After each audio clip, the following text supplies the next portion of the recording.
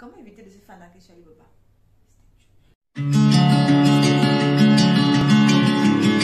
Bonjour, bonsoir, c'est Lola que vous êtes en train de regarder cette vidéo. Bienvenue une fois de plus sur la chaîne de Nibel de Rivière, la chaîne de l'amour, de la paix, de la santé et de la positivité. À la maison, j'espère que vous vous portez bien. À la maison, j'espère que tout part sur les roulettes. Même si ça ne part pas sur les roulettes, gardez votre calme, c'est la saison de la mauvaise tempête. Elle finira par passer et vous allez avancer dans ce que vous voulez faire. Bisous. Aujourd'hui, nous allons parler tout simplement d'Alibaba. Je sais que certains d'entre vous m'ont surnommé Alibaba. Mais pardon, déposez-moi. Ce n'est pas mon nom. Maman Alibaba, ce n'est pas mon nom.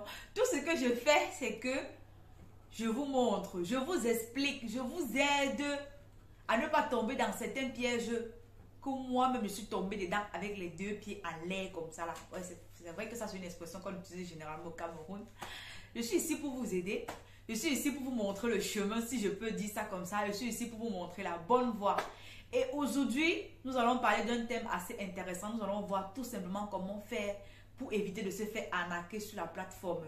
Oui, parce que malgré le fait que nous soyons en 2022, malgré le fait qu'il y ait plein de vidéos sur YouTube qui parlent d'Alibaba, qui expliquent comment est-ce qu'on peut faire pour naviguer sur Alibaba, malheureusement, il y a encore des gens qui se font arnaquer, il y a encore des gens qui tombent dans des pièges des pseudo-fournisseurs. Donc, je vous invite à rester jusqu'à la fin de la vidéo parce que, comme d'habitude, nous allons partager des pépites. Et tu me regardes, je suis en train de sourire, tu souris. Tu t'abonnes pas comment? Tu t'abonnes pas pourquoi? Selon toi, qu'est-ce qui me donne l'énergie pour que je sois ici devant toi en train de pas abonne-toi, on va avancer. Et je sais que tu ne vas pas regretter ton abonnement parce que déjà, vous devriez savoir qu'on ne se lève pas un matin. On part sur Alibaba, se balader. Et après, on envoie son argent.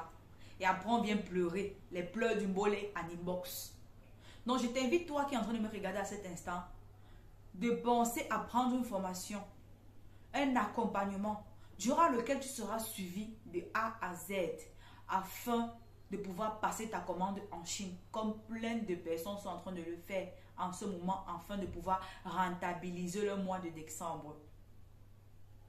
Tu devrais savoir que même si tu ne veux pas prendre de formation, apprends à regarder les vidéos qui parlent du sujet d'Alibaba de A à Z, du début jusqu'à la fin. Moi, sincèrement, c'est comme ça que je suis partie, en me formant grâce à YouTube. Parce que oui, je ne peux pas dire que je n'avais pas l'argent, non. Juste que quand j'ai commencé à m'intéresser à la plateforme, j'ai commencé à regarder les vidéos sur YouTube. C'est de là que le déclic est parti pour dire, tiens, s'ils ont pu, pourquoi pas moi? Donc, je t'invite, toi qui es en train de me regarder à cet instant, si tu sens que tu ne peux pas suivre grâce à YouTube, parce que je sais qu'il y a des personnes qui aiment bien se faire accompagner, qui aiment bien quand il y a quelqu'un derrière eux qui va dire, fais ci, fais ça, fais ci. Je t'invite tout simplement à me contacter et on verra bien comment on fera pour travailler ensemble. Bon, déjà, qu'est-ce que vous devriez savoir avant de commander sur Alibaba? Vous devriez savoir que pour commander sur Alibaba, tu dois vérifier si le fournisseur répond à un certain nombre de critères, répond à une certaine logique. Ici, je fais référence à quoi? Je fais référence tout simplement à son assurance. Ça, c'est le premier critère qu'une personne doit regarder lorsqu'il veut commander sur Alibaba. Son assurance. Est-ce que le fournisseur que je suis en train d'écrire, est-ce que le fournisseur que je suis en train de converser avec lui, est-ce que ce fournisseur a assuré? Oui. Toi qui me regardes, c'est la première question que tu dois te poser. Ensuite, il a assuré, il est sur la plateforme, ça fait combien de temps? Il est sur la plateforme, ça fait combien de temps? Où est-ce qu'est située son entreprise? Ici, quand je parle de son entreprise, je fais tout simplement allusion à son usine de fabrication. Est-ce qu'il est situé à Guangzhou? Est-ce qu'il est situé dans une autre ville de la Chine? Guangzhou est tout de suite venu dans ma tête et j'ai tout de suite prononcé parce que Guangzhou, c'est tout simplement le fief de tout ce qui est marchandise. Guangzhou, c'est le fief de tout ce qui est usine de fabrication, peu importe. C'est de là que partent les vraies choses en fait. Donc, si vous êtes en Chine, vous, forcément, vous savez très bien que je suis très bien sur la bonne voie. Donc, vous devriez savoir s'il est assuré, combien de temps il est sur la plateforme, où est-ce qu'il est localisé. Il va y avoir les 3 petits critères dont vous avez besoin. Une fois quand vous commencez à converser avec le fournisseur, est-ce que c'est un fournisseur qui répond rapidement aux SMS. Est-ce que j'ai envoyé le fournisseur? Est-ce que j'ai écrit au fournisseur aujourd'hui? Il m'a répondu demain. Est-ce que j'ai écrit au fournisseur? Il m'a répondu après 7 heures de temps, après 8 heures de temps. C'est vrai qu'il y a un décalage horaire en ce qui concerne la Chine et je vais dire l'Europe ou par exemple l'Afrique. Il y a un grand décalage horaire. Mais de là, tu dois toujours avoir cette logique, tu dois toujours avoir cette pensée. Mais si j'ai écrit ça, il était par exemple 6 heures en Chine. Pourquoi est-ce qu'il est déjà midi, 13 heures, le fournisseur ne m'a pas encore répondu? Même ce critère doit vous faire réfléchir. Il doit vous faire réfléchir.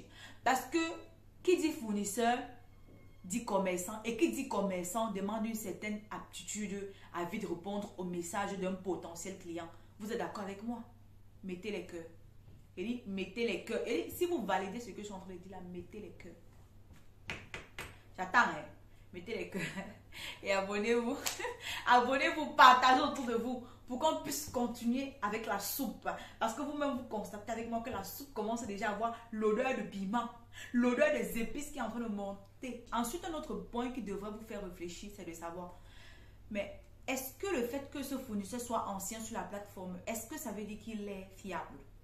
Donc, l'ancienneté ici, à 90%, ça entre dans les critères. Mais il y a un petit 10% quelque part qui peut vous faire douter de cette personne.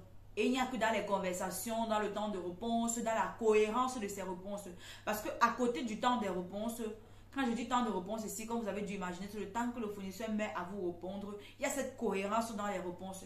Parce que c'est clair que une personne qui ne maîtrise pas ce qu'il est en train de vous vendre, il aura tendance à vous raconter des choses vraiment qui n'ont rien à y voir, ou bien il ne sera pas assez précis et assez clair dans le service qu'il offre. Vous avez l'ancienneté ici. Vous devriez savoir que ce qui est sur la plateforme, vous ne pouvez pas trouver un fournisseur qui a déjà 10 ans d'expérience et qu'il est douteux. Ça, en majorité, d'après ma petite expérience, c'est non. Un fournisseur qui est déjà dans les 10 ans d'expérience sur Alibaba, généralement, ce sont des fournisseurs fiables. Mais comme je vous ai dit, 90%, gardez toujours vos 10% avec vous. Vous allez vérifier ça lorsque vous serez en train de causer avec lui. Un autre critère qui pousse généralement les gens dans le piège ici, c'est quoi? C'est tout simplement le Gold Supplier. Je vais vous faire voir ce qu'on appelle Gold Supplier. Ça veut dire quoi? Gold Supplier ici fait référence tout simplement à une sorte de référence que Alibaba utilise pour mettre en avant certains fournisseurs. Comme de la même manière que Facebook, YouTube, TikTok, Instagram, Twitter, tous les réseaux sociaux là, un moyen de mettre en avant certains producteurs de contenu. C'est de la même manière que Alibaba a un petit service qu'il offre à côté sur le référencement des fournisseurs. Ce qui veut dire quoi? Moi, par exemple, je fournis un produit. Ce que je fais, c'est que je paye Alibaba pour que lorsque une personne lambda vienne sur le site, il est en train de chercher ce produit-là, Alibaba me montre d'abord moi. C'est ça. C'est un système qui existe avec les sites internet, qui existe avec tous les réseaux sociaux qui sont ici dehors. Donc, moi, je paye tout simplement Alibaba. Je lui dis, OK. Quand cette personne va, par exemple, taper mèche brésilienne, c'est d'abord mon nom que je veux que ça sorte. Je paye la somme qu'il faut, je remplis les critères qu'il faut et le tout est joué. Ça aussi, beaucoup de personnes pensent que en voyant cet indice, ça veut dire que non, la personne est fiable. Non. Je peux être quelqu'un de malhonnête et j'ai l'argent qu'il faut pour pouvoir payer Alibaba enfin qui me référence. Ça ne fait pas de moi un fournisseur fiable. Et comme je vous ai dit tantôt, à côté de ça, est-ce que malgré le fait que j'ai vu un Gold Supplier sur Alibaba, est-ce qu'il est assuré? Oui, parce qu'il y a aussi, ça c'est le badge de l'assurance. Parce qu'il y a aussi ce badge qui est celui de l'assurance. Vous devez faire très attention. Badge de l'assurance, au niveau des réponses, comment ça se passe? C'est ça, ces critères-là, vous devez regarder. Un autre critère sur lequel tu dois aussi t'appuyer, c'est d'être très attentif lorsque tu reçois les mails. Parce que figurez-vous que de nos jours, il y a des hackers partout. Il y a des hackers qui prennent carrément le temps de pirater les comptes des fournisseurs. Et si je pirate le compte d'un fournisseur, ça veut dire que j'ai accès à toutes ces données. Sa liste de mails, peut-être une liste de numéro de téléphone. Donc, vous pouvez recevoir un message un jour comme ça, le fournisseur vous écrit, il vous fait comprendre que non, il y a telle marchandise en promotion. Vous payez comme ça en 24 heures, vous aurez la marchandise. Et pourtant, ce n'est pas le cas. Donc, je vous invite vraiment à faire très attention. Pareil pour les mails. Vous pouvez recevoir les mails et dans les mails, on vous dit qu'il y a tel produit en promotion.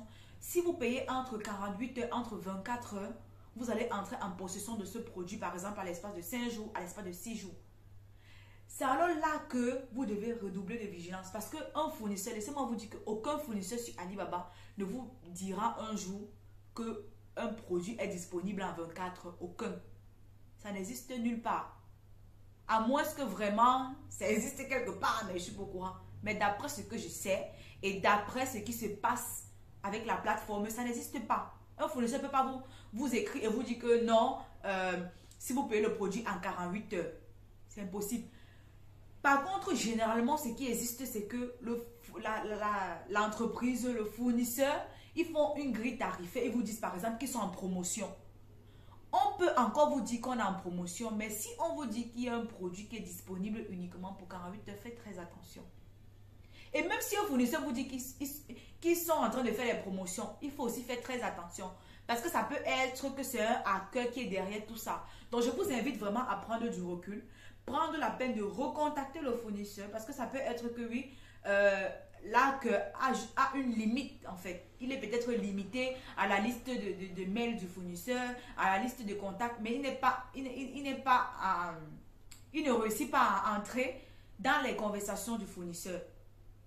Même comme il y a certains hackers qui sont prêts. Donc, je vous invite vraiment à ne pas tomber. À peine on vous dit que la Bob Wig, si. Quand il parle de Bob Wig, bon, les femmes comprennent ce que je suis en train de dire. Bob Wig, c'est tout simplement les perruques coupe carré, autant pour moi, comme on a l'habitude de le dire. Vous dites, Bob Wig à 40 euros au lieu de 80 euros. Il faut réfléchir. Faites très attention. Il faut faire très attention parce qu'il y a les malins là dehors. Et si c'est que tu n'es pas maligne ou tu n'es pas malin, tu finiras par te faire avoir comme un petit poussin. Un petit poussin dans la cage d'un lion. Donc, à vous de redoubler de vigilance. Une comme moi, par exemple, je ne bondis pas sur toutes les promotions. C'est vrai qu'au jour d'aujourd'hui, je prends exemple sur mon fournisseur de mèches, sur mon fournisseur de faux cils ainsi que de faux ongles. Lorsqu'ils me disent qu'il y a promotion, je réfléchis beaucoup. Je m'assure, je fais tout pour m'assurer que c'est vraiment eux qui sont derrière. Et si vous voulez savoir comment ça se passe pour se rassurer que c'est vraiment le fournisseur, pas un hacker, vous prenez tout simplement la formation. J'explique tout ça dans la formation. Un autre point qui vous permet de savoir si vous êtes en face d'un arnaqueur ou pas, vous avez tout simplement au niveau du paiement. Si vous parlez pour la première fois avec un fournisseur, il a le toupet, il dit bien s'il a le toupet de vous dire que payez par MoneyGram, par RIA, par Western Union. Flex, faut réfléchir. Rien que ça doit te permettre de comprendre que tu es en face de quelqu'un qu'il ne faut pas faire confiance. Que tu ne dois même pas accorder ta confiance, même pour 20 cents. Il dit, même pour 20 cents, tu n'accordes quiconque. Donc, très attention. Le dernier risque, les amis. Non. Si un fournisseur est assuré, il n'aura pas de mal à ce que vous payez sur Alibaba ou vous le payez par PayPal. Parce que si vous ne le savez pas, soit si vous faites des achats en Chine, soit vous payez par PayPal, soit vous payez sur le site Alibaba directement. Vous savez pourquoi? Parce que s'il y a un problème de main, si votre marchandise se perd et que c'est encore en possession du fournisseur, ou bien si un problème se passe, vous n'êtes plus intéressé par la marchandise, oui, parce que ça m'est déjà arrivé de commander quelque chose à midi, à 16h, on me dit au fournisseur qu'il ne veut plus. Et là, même le fournisseur ne peut pas me dire que c'est encore dans, que ce n'est pas, qu'il ne peut pas. Il n'a pas le droit. Je suis libre de vouloir prendre une marchandise à 12h, à 14h, je ne veux plus. Et on m'a remboursé. J'ai fait tout. Je suis allée sur le site, j'ai rempli tout ce qu'il fallait pour me faire rembourser. Et je me suis fait rembourser comme une petite princesse. Au calme, c'est mon argent, c'est pas mon argent. Je fais ce que je veux. Donc, et avec PayPal, ce qui se passe avec PayPal, c'est que si vous faites un paiement, et que vous constatez demain que la marchandise s'est perdue, vous constatez tout simplement que le fournisseur est sur le point de vous vendre ce qui n'est pas de bonne qualité, vous faites tout simplement un recours auprès de PayPal. Et ce que PayPal va faire, c'est que PayPal va faire de telle sorte que l'argent rentre dans vos poches, re-entre dans vos poches. C'est comme ça. Donc, faites très attention lorsque vous partez sur Alibaba. Prenez mes conseils que je vous dis au sérieux. Mettez-les en pratique. N'hésitez surtout pas à vous abonner, à partager et à me laisser des likes, à m'envoyer des cœurs. Sans vous, je ne suis rien. Sans vous, qu'est-ce que je peux devenir? Sans vous, je ne peux arriver nulle part. Merci beaucoup pour votre soutien. Merci d'être toujours là avec moi. Je vous embrasse. On se dit dans la prochaine vidéo. Ciao, ciao.